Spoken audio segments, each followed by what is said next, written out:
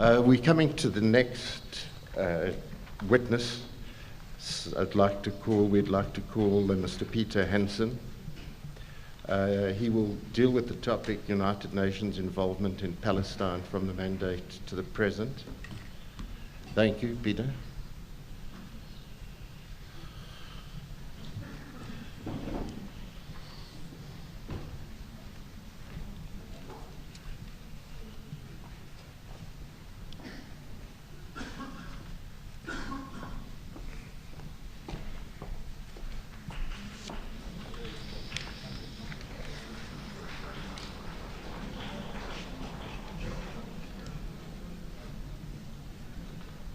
Thank you very much.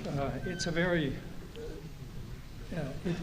very large topic I've been given, and I would like to start out by saying that we are not always making very clear what we mean when we talk about the United Nations. We often refer to it as if it is a distinct subject,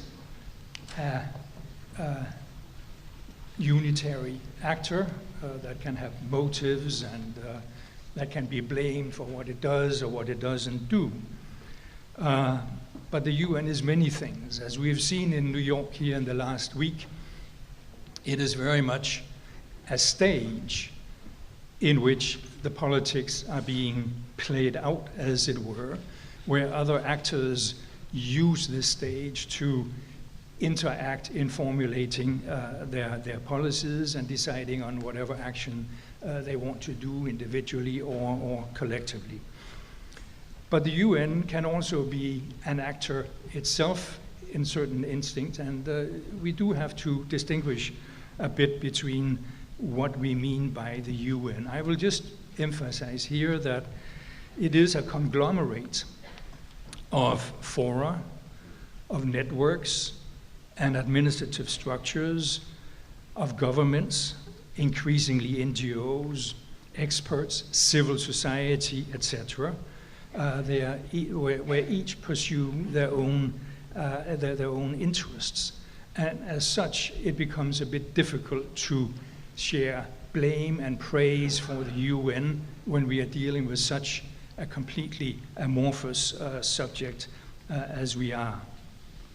Of course, it's not all fragmentation and confusion. There is a unifying trend in the UN, namely it has its charter, which forms a basic framework for all of these activities, from which a fragmented system can draw its legitimacy. The charter sets out purposes, aspirations, principles of peace, justice, human rights development, which we have sometimes seen actively pursued and sometimes more observed in the breach. Instead of going through the history, and I'm not going to take you from the mandate to today, I would rather make a point of some 6 functions that the UN is performing in relation to Palestine, in relation to Palestine. But before taking them up, just to mention the mandate that I shall not spend time on, I think it's worthwhile mentioning that the concept of justice as being something that always flows from international universal organizations like the League or the UN is not necessarily something one should take without a very large grain of salt. In the mandate for Palestine, unlike all the other mandates, the cards were stacked against Palestine by having the Balfour Declaration written into it. So whereas other mandate areas of the League could go on fairly simply, not very simply, but they could go forward and have states formed, which was not really the case for Palestine, that already in the mandate had written into it, by the way, you have to make space for the Jews as a homeland. And that is one case in which the cards were stacked against Palestine from the very beginning. And when we look at the UN involvement in Palestine over it, the cards were stacked too. Elon made reference to the Resolution 181 and the distribution of land and population at the time. It was not a very fair deal that the Palestinians were offered. A great majority in their land were giving the smaller part of their territory, and the smaller group was given the larger part of the land. So one does have to bear that in mind when one concentrates. But the functions I would like to just mention is first, there are 6 functions. The first one is the United Nations as a source and generator of international norms and international law. Secondly, it has the function, to some extent, and I'll get into this, of implementing and seeing these norms realized and, if necessary, enforce them. A third function is adjudication, in interpreting the norms and deciding to what degree they are or not maintained, and to what degree they should be. The fourth is a function of tracking what is going on in these areas, supervision and monitoring. The fifth one that I have been particularly engaged in as Commissioner General for UNRWA for 9 years is the operation of humanitarian activities. And finally, you have a vast array of activities concerned with development and institution building in Palestine. First of all, with regard to the normative functions, the General Assembly and its various subsidiary bodies have generated a vast body of international law, and let us single out and keep in the center the Human Rights Declaration, the Human Rights Covenants, the Convention on the Child, and various others. And we have the very important body of international humanitarian law that is not generated by the General Assembly, but the ICRC in Geneva. These complexes of laws and norms set essential standards for the accountability of action by member states, and should set such standards for accountability in the occupied territories. After a first, if you will, normative activism with the Resolution 181, the partition resolution, and I should mention also Resolution 194 about the right of return.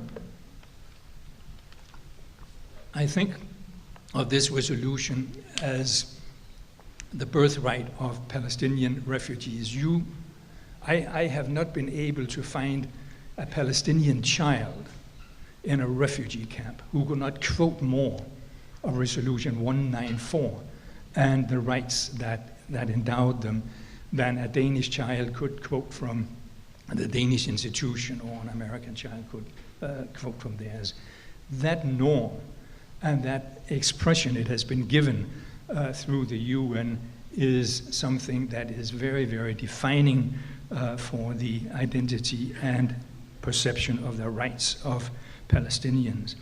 At the same time, it's a norm and it's a principle that you don't bring up in polite discourse in Israel, and that you don't bring up in polite discourse anymore, even in the United Nations resolutions and negotiations.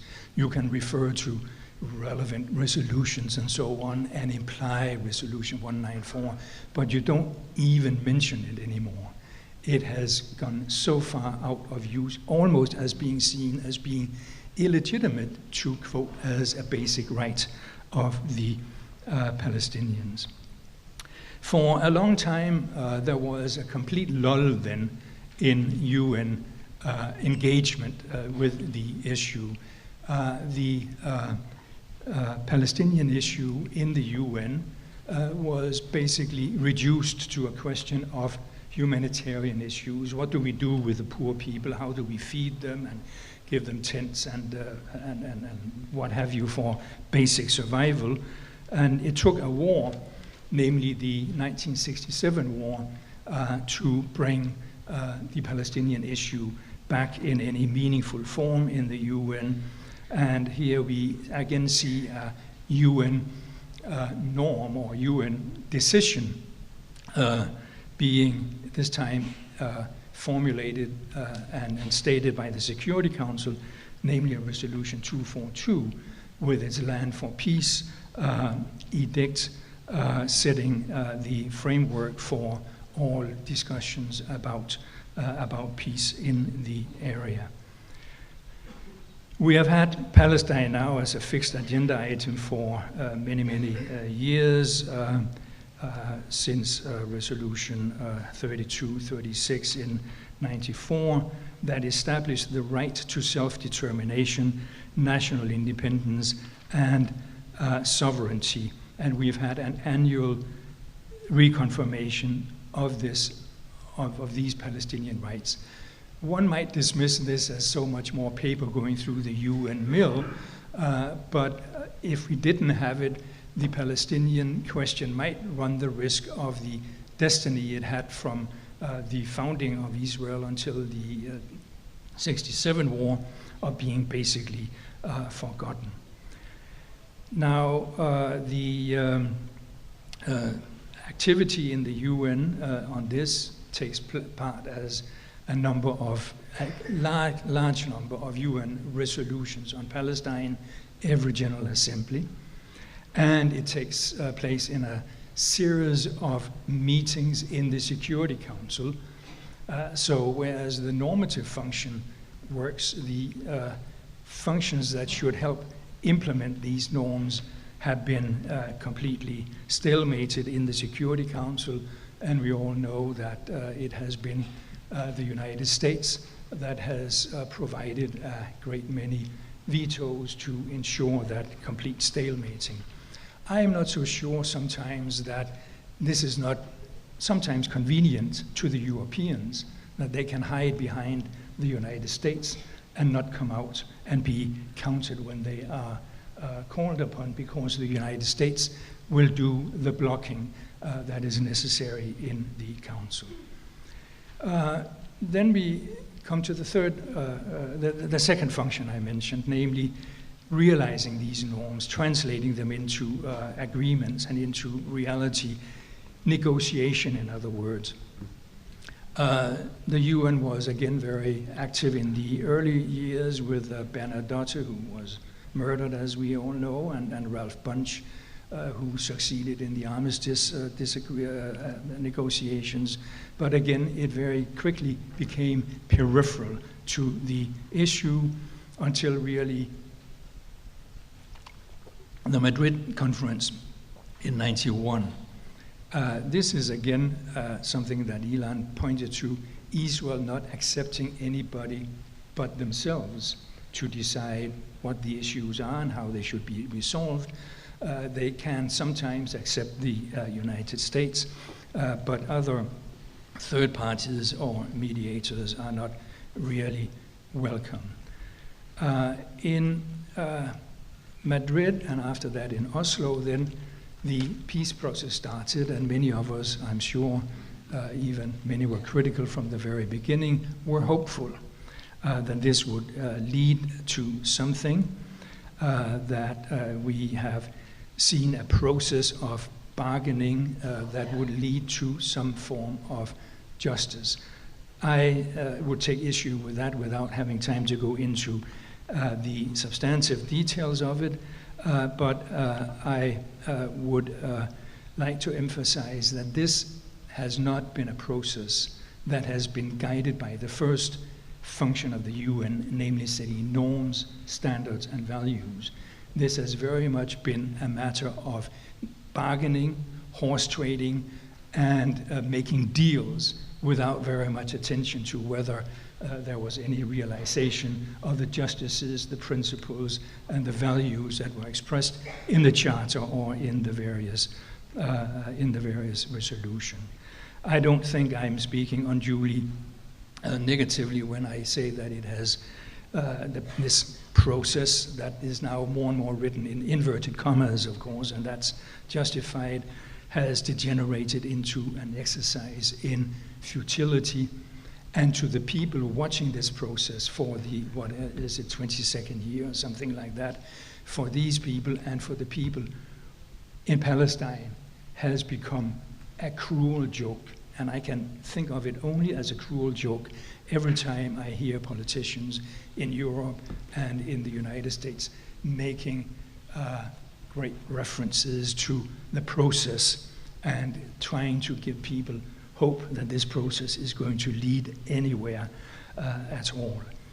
There is always a tension, a built-in tension between my function number one and the function number two. One is to be creating and guarding norms and values and principles. Another one is when you negotiate, how much do you let your negotiation be guided by these norms and values? How much can you compromise on norms and values and still have an acceptable tension between the two? I think a problem we are facing in the United Nations, and I would like to make that point with the example of the United Nations participation in the so-called quartet. Now, in the quartet, consisting of the US, of the European Union, of Russia, and the UN, as you probably all know, we have power brought together with legitimacy. At least that's how it was sold in the first instance. The UN brings the legitimacy to the table, and the US brings power. The Europeans bring money, and God knows what the Russians are bringing. But in this process, the test of that, I would think, is to look for evidence. Where did the UN affect an outcome that would make these negotiations more value-driven, more principle-driven, more even-handed? Look at that with a very large magnifying glass and every statement of the quartet, and I think you will come up disappointed. If you look at where US interests have been reflected very strongly, it has certainly not been in imposing or in insisting on principles of international law. It has been every time, again and again, to favor an Israeli position. And sometimes when one looks at these things, imagine that the US would go to quartet meetings with Israeli instructions on what the outcome should be. There certainly is not any balance. And it's difficult to talk balances between power and principles. You cannot be purely one or purely the other, but you have to be within certain bounds of respecting and being guided by principles in such a negotiation process. Now, much has been said about the quartets, but I'm afraid that even as good as the intentions might have been from the start, the image of the UN for impartiality, for concern and seriousness about its own norms, I think have suffered very much from this participation. And one thing in the road forward is that whatever roadmaps and other things that the quartet has come up with, that is hardly the way forward if one wants to see the UN play a role as a framer with the values and the principles. Judicial, and I shall be faster with the last functions. Here the International Court of Justice has been relatively little used, but there is the very important advisory opinion from 2004, which is a major contribution in bringing principles of international law to bear upon the treatment of the question of Palestine anywhere. There is now a comprehensive principle statement that makes clear the illegality of settlements, of the duty to observe human rights and humanitarian law in the territories, and of course the question of the applicability of the Fourth Geneva Convention especially. Supervision and monitoring sounds bureaucratic and so on, but I want to mention it because if it weren't for organizations like the Human Rights Council, the much maligned one, we've had through that an institution of special rapporteurs on human rights. And one of the most illustrious, one of them is sitting on the table here, and I can recommend warmly to all of you to read as many of these reports as possible. I don't think there's a better compendium of the human rights situation in the territories than in the series of reports we have from the special rapporteurs on human rights. And then the collection, analysis, and dissemination of data. If we can paint a picture that should be compelling of the misery and the suffering of the Palestinians, that is very much because it is as well documented as it is by United Nations bodies in the area. And that's maybe to some a trivial function, but I think a very important one to keeping the eyes fixed on what is going on with an objective lens. And again, without being overly bureaucratic, there is an Office of Coordination of Humanitarian Affairs, which I was very doubtful about in the beginning when it was established, but I have had reason to correct myself. Their analysis and checking the checkpoints and documenting the lack of mobility in the territories is a sine qua non to understand why there is such a terribly serious situation economically, socially, etc. Humanitarian, and again, that's a function, humanitarian operations, to which I have been particularly attached. UNRWA, the largest UN agency anywhere, 30,000 staff.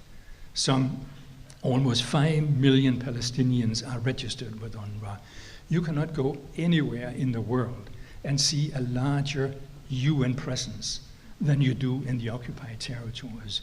In Gaza, it is very, very strong. You can barely drive a kilometer without seeing an UNRWA school or an UNRWA clinic or anything. And no doubt, UNRWA has a lot of contributions that they have made in education, in health, in social affairs again. But significant as these achievements are, shouldn't we stop and ask that should we only be dealing with the symptoms? Should we only be treating a cancer with a Band-Aid? Is humanitarian action not a substitute for what the UN has never been able to deliver, namely political solutions? And the UN, I'm afraid, comes up very short on that. My experience as head of this organization for these many years was that I was not supposed to talk about anything except how to get the trucks to the delivery places or get the school programs organized from year to year. Questions about the reasons behind the need for humanitarian assistance was not welcome, really, to be commented upon from my side or from the agency side in the larger donor community. They like to think that they have bought redemption. They, after all, give some money every year, so what else do you want us to do? And then UNRWA becomes a very, very bad excuse and a cover for non-action and an excuse for political passivity. Development, I shall not take the time to go into this whole issue of engagement and involvement of the UN organizations in this, but I would like to make the point that whatever the UN is delivering food, education, and so on, all good and fine for the Palestinians. But what they really care about when they see UNRWA and when they deal with UNRWA and the other ones is that is a sign that there is international commitment. How insufficient and short in desirability it may be, it was more important, I felt, when I dealt with refugees, that I showed them respect, I showed them we cared, and we were not there only to feed the hungry. We were there to show that we were there with them, and that at least there were some in the international community who could show some solidarity with their fate and their suffering. Now, let me finish by saying I've very briefly run over these functions, and of course they're much more complex and so on than I've been able to do in a short time. But the first one I started out with, namely the normative one, is to me by far the most important. That is the one where the UN has been weakest and where there is a great deal of risk that the UN will not stand up to and not follow and not pursue as a guiding its own norms. Where the UN has been strongest in operations in the field, yeah, well, it's important, it's good, and you know, people are not starving and suffering quite as much as they would if we would have left it to Israel to fulfill its obligations as an occupying power under the Fourth Convention, which I have no idea at all that they would have taken very seriously, certainly from what I've seen. But we need to find a better balance between these different functions of what the UN does and what the UN doesn't do, what the UN does well and what the UN does less well. We cannot generalize and we cannot give an assessment of good, bad, or indifferent, because, as I started out saying, the UN is a very complex set of institutions, and you cannot just simplify and oversimplify and call them by one assessment or the other. So I'm pleading for the UN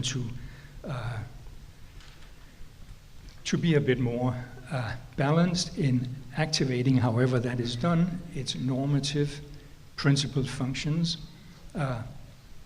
Not participating anymore in the quartet would just be a little negative step to it, and maintaining, as much as there is no other alternative, its assistance to the Palestinian people. Thank you. Thank you. Hey. Thanks very much, Peter Hansen. Just to quickly remark on your very strong language, the reference to the whole UN process vis-à-vis the Palestinians as having become a cruel joke. The fact that the United States plays this particular role, the fact that endless number of the resolutions are not implemented, that Israel is allowed to get away with impunity vis-à-vis the violations of Palestinian rights. The UN is losing credibility, and no peace-loving person, no rational person wants to see the UN in demise. We want to see the UN playing its role as it has in the past, as it did on Palestine and South Africa through the 70s, particularly when resolutions were passed on racism in relation to Israel practices. So everybody has the question, how to put teeth into the UN. Reform of the system is needed, an end to the blocking veto which the US plays and other countries have played, etc. Otherwise, it's the cruel joke. So your view on that, are we going to sit as a world population waiting for decade after decade, and we'll see the demise of this once august body? Or is it possible, and given the number of countries of the UN, we see it in the General Assembly and the way they vote, to be frustrated at the Security Council? What can be done? That is the key question. Is it possible? I think, I think one thing that cannot be done is to reform the United Nations from within and change the mandates and change this and that in the way resolutions are adopted. Change can only come about by pressure upon the governments who call the shots in the United Nations. And that means having events like this won't do it all, but mobilizing public opinion to start asking questions of their governments. Why are we not recognizing Palestine? Why can't we not accept Palestinian membership of the United Nations, and have these sorts of activist questions raised effectively? That means so much more than moving around the boxes on an organigram and so on that is going to get us absolutely nowhere, I'm sure. This is no easy prescription. It's very long, it's very tough, but I think you have seen significant change in the way in which the issue is perceived in public opinion in the Western world. It's a long haul, but if you take a 15-year perspective, you will see significant change has taken place. I don't want the Palestinians to wait for another 15 years until some of these resolutions are implemented, but certainly working along these lines would be a lot more promising than discussing how you could give teeth to resolutions and so on. Thanks very much for such a clear-cut reply, and I'm sure that activists in the world would really welcome your encouragement.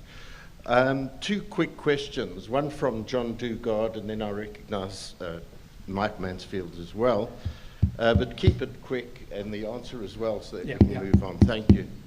John? Is this working? Yes. It's on. First of all, I would just like to say that while I was Special Rapporteur in the occupied Palestinian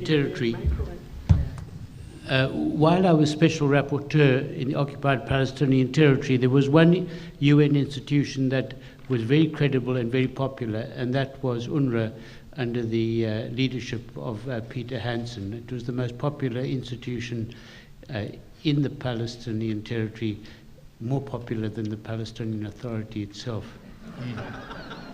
But my question relates to the quartet, which you have mentioned, because it seems that the United Nations has handed over the peace process entirely to the quartet.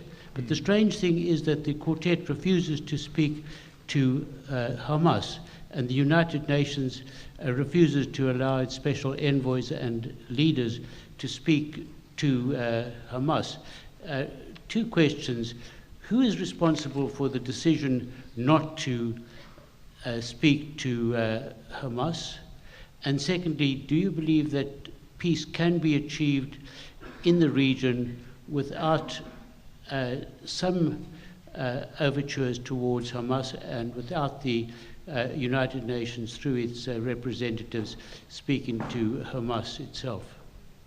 Thank you. Thank you very much, John. I can be very brief on the first one because I really don't know. I have read Alvaro de Soto's internal paper. Kofi Annan's memoirs are just out these days, and I don't think any of them provide the clear answer. To my view, the UN was too over-eager to have a seat at the table no matter what. And that became the important thing. So we'll forget about the, oh no, that's unfair to say that. I don't think anybody in responsible situation in the UN ever said that. But certainly give less weight and priority to the normative side, to international law. On the second question. Can a meaningful peace be achieved without talking to Hamas? No, of course it can't. Where has peace ever been achieved where a very significant actor in the system is put outside? I mean, once upon a time, PLO could not be spoken to. Now they are monopolizing relations, or trying to anyway take every negotiation in Central America, in Mozambique, Angola, and so on. Only when you let in and you talk to all the parties is there any prospect of the exercise being meaningful, and it is absolutely not meaningful to go on with this, excluding even communication with one significant party that cannot be ignored. Further ignoring it will only increase hostility towards the UN and increase the popularity of Hamas in the context as those who are standing upright. Thank you. A quick one from you, Mark. Yes, it'll be quick. Can you hear? Is it all right, the microphone? Yes. You mentioned the advisory opinion of the ICJ, the International Court of Justice in The Hague, which is an apocryphal and classic watershed in this, and sets out the principles very clearly. I'm just going to read one paragraph. It's 160 in the judgment. Finally, the court is of the view that the United Nations, and especially the General Assembly and the Security Council, should consider what further action is required to bring to an end the illegal situation resulting from the construction of the wall and the associated regime. We all know they've done nothing. Now, this was an opinion that the UN requested from the ICJ. They give their opinion, they hand it back and say, you get on with this, and they don't. Now, it seems to me, in a nutshell, unless the United Nations itself is prepared to reform its procedures and abolish the veto for the 5 permanent members and extend the Security Council's membership and democratize it, we're going to get nowhere, because public opinion will be vetoed by the US every single time. Please, remember. Well, we are not. Remember where you Sorry. are. Remember Sorry. where you are, please. 1 minute. We are not in a meeting. You are in a tribunal. Please, don't clap. We do it each time in Barcelona, in London, and in Cape Town. Why not in New York? Thank you. Shortly again, I can't agree more, but doing away with the veto is not going to be simple as long as each veto holder has a veto against it. So, sorry about that. Thank you. Okay. There actually is a silent way of clapping. But Angela, quick question from you. Yes, just a very brief question. I appreciated your description of the frustrations you experienced in your role as the Under-Commissioner of the Undersecretary of Humanitarian Affairs and the Commissioner General of Relief and Works Agency. I appreciated your description of the frustrations you experienced and this tendency to substitute humanitarian action as important as it might be, but to use that as a substitute for political solutions. And I also appreciated your call to activists around the world to put pressure on our governments to recognize Palestine.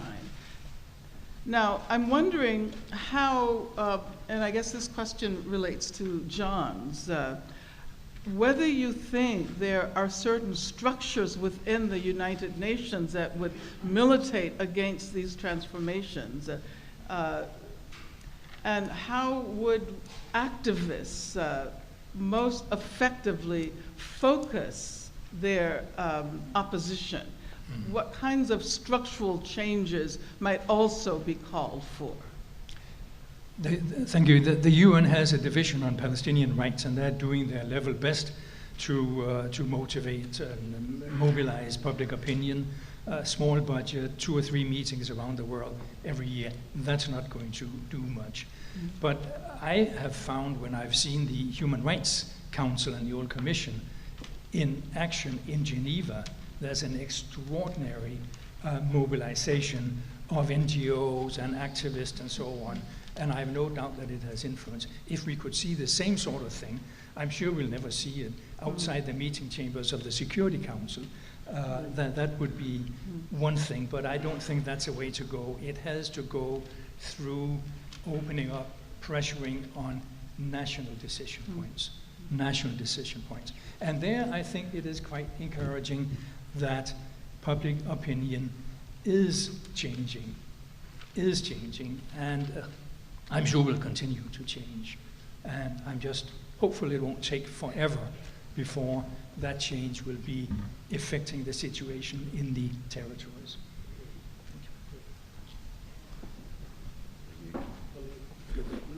Only to say that we warmly welcome Mr. Harry Belafonte. You are welcome. You are welcome. What is it? That Harry Belafonte. I see it now. Thanks. Just a quick word from my co-chair before we call you. For a second. It's not a question, c'est une réflexion du latino-américain que je suis. Comme vous savez, parmi les choses évoquées par Peter sur l'évolution du monde, de la planète, toute l'Amérique latine est derrière l'État palestinien. Nous avons tous voté pour. Et beaucoup de pays d'Amérique latine ont demandé le changement urgent du Conseil de sécurité. Entre autres l'Argentine, qui a été très présente dans les dernières réunions aux Nations Unies. La transformation de ce Conseil de sécurité pour éviter qu'il y ait toujours des pays qui font ce qu'ils ont envie de faire et qui ont la possibilité de veto contre une immense majorité qui, dans le cas de la Palestine, soutient un État palestinien. Ce n'est pas une question, c'est une réflexion latino-américaine. Thanks very much for the Latino reflection.